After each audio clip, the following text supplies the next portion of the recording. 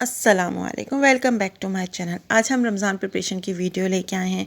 Ramzan preparation करने से फ़ायदा ये होता है तो हमारे पैसों की बचत होती है, दूसरे हमारे टाइम की बचत होती है और रोज़ा के अंदर हम इबादत सही तरीके से कर सकते हैं। दिमाग में ये टेंशन नहीं होती कि अभी ये काम करना है और अभी वो काम करना है। इसके अलावा रमज़ान में ग्रॉसरी महंगी भी हो जाती है, उसकी भी बचत हो जाती है। तो सबसे पहले हम बना लेंगे दही बड़ों का मसाला, जिसके लिए मैंने गोल लाल मिर्चें, सौंफ, ज़ीरा और साबुत धनिया लिया है और उसको मैंने ड्राई रोस्ट कर लिया है। जब इसको मैं ड्राई रोस्ट कर लूँगी तो फिर मैं इसको पीस लूँगी मिक्सी में डाल के। और जब ये हमारा पिस के पाउडर आ गया है तो इसके अंदर मैं डालूँगी नमक, टाटरी, सोंठ और काला नमक। ये चारों चीज़ें इसके अंदर डाल के मिक्स कर लूँगी और फिर एक साफ़ जो बॉटल को मैंने धो के और सैनिटाइज़ करके रखा हुआ है और उसको सुखा लिया था, इसके अंदर डाल के इसको सेव कर लूँगी और उसके ऊपर मैं दही बड़ों का मसाला लिख के रखूँगी ताकि ये मिक्स ना हो। अब हम बना रहे हैं चाट मसाला। चाट मसाला बनाने के लिए मैंने गोल लाल मिर्चें ली हैं, सौंफ ली है, साबुत धनिया लिया है, ज़ीरा लिया है और इसके अलावा मैंने काली मिर्चें भी ली थी जो मैं यहाँ पे दिखाना भूल गई हूँ। और इन सबको मैंने अच्छे तरीके से ड्राई रोस्ट कर लिया है और फिर मैंने इनको पीस लिया है।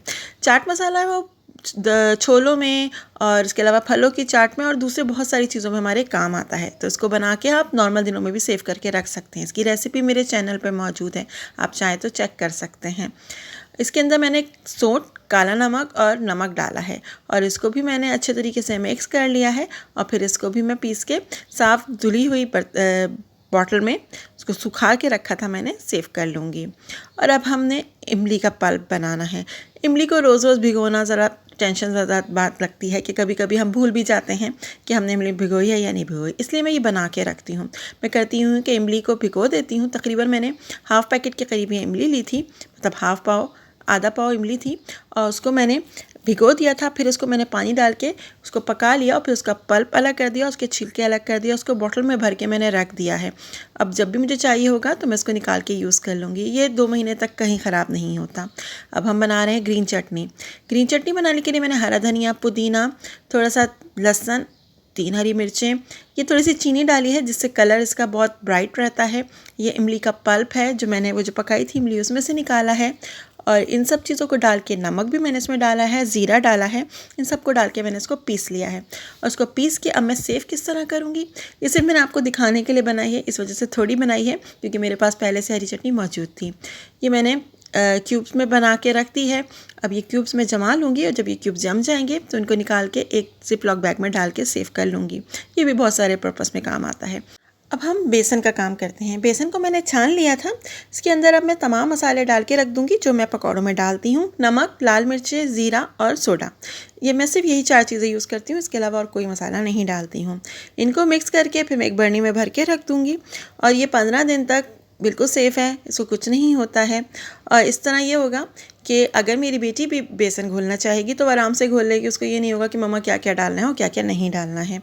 और अगर आप कभी लेट हो जाएं, कुछ हो जाए, तब भी आपको कोई परेशानी नहीं होगी कि सारी चीज़ें डालनी है। आप बस बेसन उठाएं, घोलें और पकौड़े डाल के फ्राई करना शुरू कर दें। अब यहाँ पे हम चीनी पीस लेते हैं। मैं चीनी को हर साल पीस के रखती हूँ ताकि शरबत बनाने के टाइम पे काफ़ी देर तक चीनी घोलनी ना पड़े और बस 2 सेकंड लगते हैं। आप चीनी डालें, जितनी आपको डालनी है शरबत डालें और पानी डाल के उसको घोल के आपका शरबत रेडी है। अब जी, मैंने जो जो चीज़ प्रिपरेशन की है वो मैं आपको दिखा देती हूँ। ये लहसुन अदरक का पेस्ट है जो मैंने पीस के और क्यूब्स की शक्ल में फ्रीज़ करके रखा था।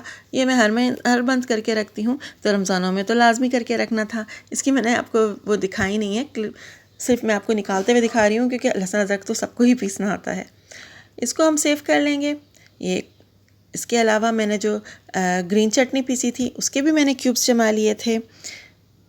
इसके अलावा मैं टमाटरों को भी जो है वो फ्रीज़ करके और सेव करके रखती हूँ, वो भी मैं आपको शो कर रही हूँ एक आइडिया के तौर पे कि आप इस तरह टमाटरों को भी फ्रीज़ करके रख सकते हैं क्योंकि टमाटर रमज़ानों में बहुत महंगे हो जाते हैं। इसके अलावा ये जो ग्रीन चटनी है ये अभी अच्छे तरीके से इसके क्यूब्स जमे नहीं थे तो इसलिए मैंने इनको निकाला नहीं, मैं आपको यूँ ही शो कर रही हूँ। ये चाट मसाला है, ये दही बड़ों का मसाला है और ये इमली का पल्प है जो हमने बना के ठंडा करके इस बर्नी में भर के रखा था। अब इसके ऊपर जो टैग है उसके ऊपर मैं नाम लिख लूँगी ताकि मुझे पता रहे कि कौन सी बर्नी में कौन सा मसाला है और क्या है। तो ये हमारे तीनों मसालों के नाम लिख लिए गए हैं। इसके अलावा मैंने जो बेसन बनाया था वो और जो चीनी पीसी थी वो, इनके ऊपर भी मैंने नाम लिख लिए हैं और अब इनको मैं रमज़ानों में यूज़ करूँगी। अब इसके अलावा मेरे सिर्फ फ्रोज़न आइटम की प्रिपरेशन रह गई है, उसकी भी वीडियो इंशाल्लाह मैं जल्द ही लेके आऊँगी। और अगर आपको मेरे आइडियाज़ अच्छे लगे तो मेरे वीडियो को एक थम्स अप ज़रूर दीजिएगा। मैं आपके फ़ीडबैक का इंतज़ार करूँगी। अल्लाह हाफ़िज़।